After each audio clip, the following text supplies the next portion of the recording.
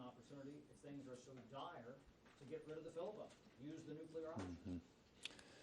Well, that's the filibuster, as you know, supermajority requirement is something that makes the Senate the Senate. And honestly, if we had done that, there's a whole lot of bad things that could have been done by the other side. The 60 vote threshold has protected this country, and frankly, that's what I think this last election was largely about, because if the Democrats had won the majority, they probably would have tried to nuke the filibuster.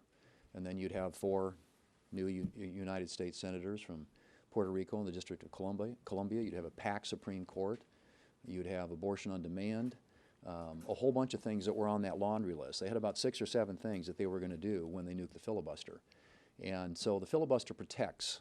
It's been a voice for the minority. It gives the minority a say in what happens in this country. The founders created the Senate uniquely that way for that specific reason. And so it's just really not that complicated.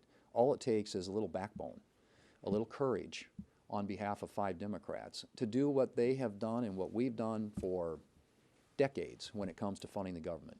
Continuing resolutions, as we pointed out 13 different times in the last 4 years with Biden in the White House and the Democrats with the majority in the Senate, this was done. It's a routine thing.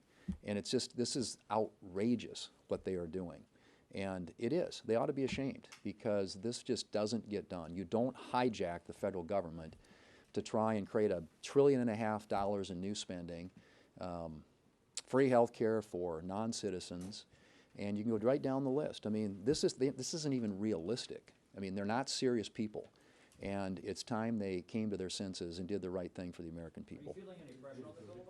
Nobody's pressuring. Well, there's always pressure on the filibuster, sure. Yeah, I mean, there are folks out there who think that is the way we ought to do things around here, simple majority. But I can tell you that the filibuster through the years has been something that's been a bulwark against a lot of really bad things happening to the country. Yeah, wherever. Okay. He suggested that a military pay bill cannot pass the Senate.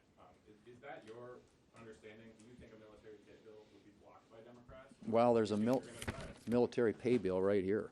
I mean, I just don't know what I honestly, this pays the military. And all they have to do is pick it up at the desk, give us 5 votes, and the military gets paid.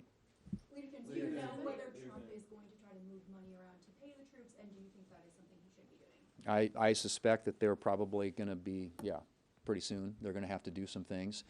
I think, to their credit, the White House has now for 10 days laid off doing anything in hopes that enough Senate Democrats would come to their senses and do the right thing and fund the government. But now that we're getting these where people are going to start missing paychecks, this gets real. This gets real for families, a lot of military families who live paycheck to paycheck, a lot of American families who live paycheck to paycheck who are federal employees. And so I just think that the White House, my expectation is, yes, they're going to have to start making some decisions about how to move money around, which agencies and departments are going to be impacted, which programs are going to be impacted, which employees are going to be impacted. That's what a shutdown does. You put the administration and this presidency in a position where they're going to have to make some hard decisions. Yesterday you discussed, or it was reported that you discussed giving a date certain for a vote, or giving some sort of assurance that there would be a vote on a Obamacare tax credit bill. Could you talk through that, what you're thinking, and what happened there?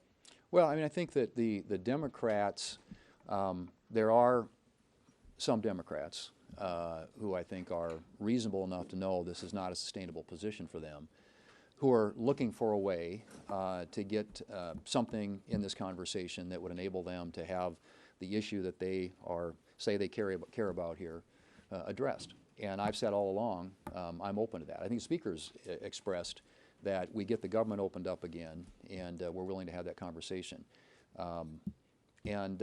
Yeah, and frankly, so those are some things that I think are perhaps real possibilities, but it doesn't happen absent voting to open up the government. And so the Democrats who are interested in that sort of some sort of pathway on that need to, again, come to their senses and vote to open the government. But just to follow up on that, Mr. Leader, are you going to have any conversations over the next couple of days with Leader Schumer about that? And, you know, to Jake's point, I guess, do you feel like maybe you're getting closer to an off-ramp here? Well, I think Leader Schumer is checked out. I don't think this is going to happen. I think this is going to happen organically with enough reasonable Senate Democrats who care enough about doing the right thing for their country and not what's in the best interests of their left-wing political base to come forward and help us find a solution. And those conversations continue.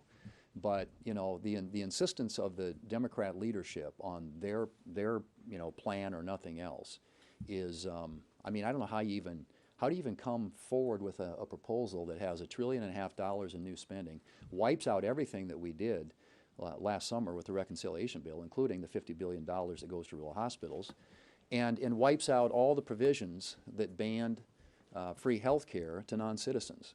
I mean, really? You think that's going to pass the Senate or even come close to getting a vote in the House or a signature by the President?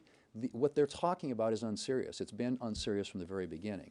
So, yes, if they want to sit down and talk about opening up the government and doing some of the things that I've suggested and we've suggested, which is, you know, allowing the conference committee to work on the 3 appropriation bills we passed, bringing other appropriations bills to the floor so we can start funding the government the old-fashioned way, and there's an interest on both sides in doing that. And yeah, a conversation about what we do on the expiring enhanced ACA subsidies. And there's a lot of conversations going on around that. But that doesn't happen until we get the government open. Last question. Last question. I had a call with the Freedom Caucus. I wanted to know, I had a call with the Freedom Caucus, and you said you were working on rescissions, and that rescissions would come up again, potentially.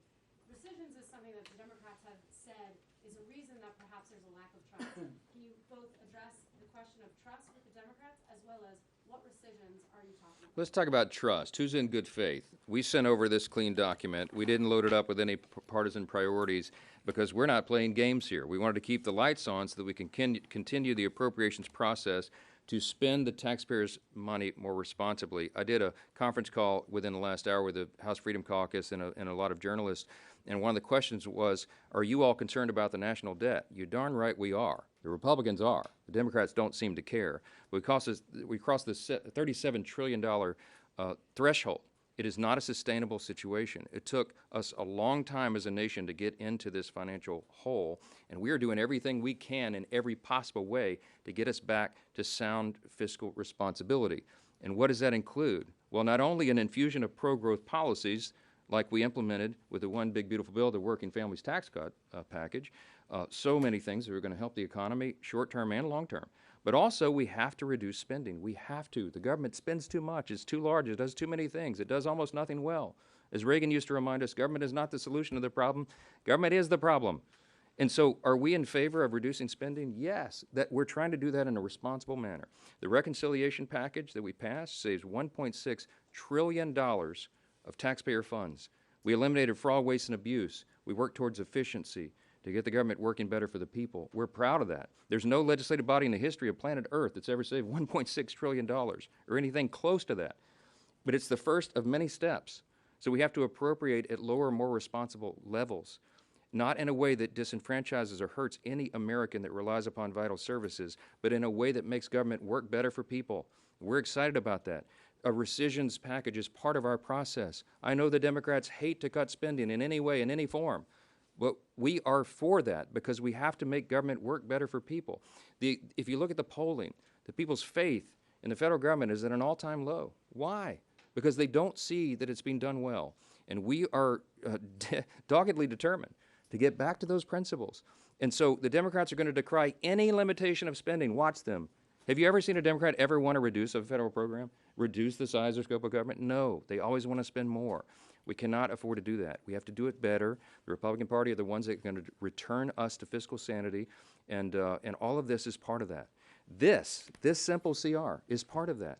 We didn't load it up with partisan priorities. We tried to make it simple because we had appropriators in the Republican and Democrat parties who joined together and said, in the House, and said, you know what?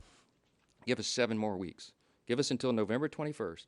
Let's keep the lights on. Very simple, clean measure, as simple as possible, keep everything at status quo so we can work together and come to consensus to spend the taxpayers' money more responsibly. Yes, yes, we're committed to that. Thank you all. Thank you, everybody. Thank you. Is it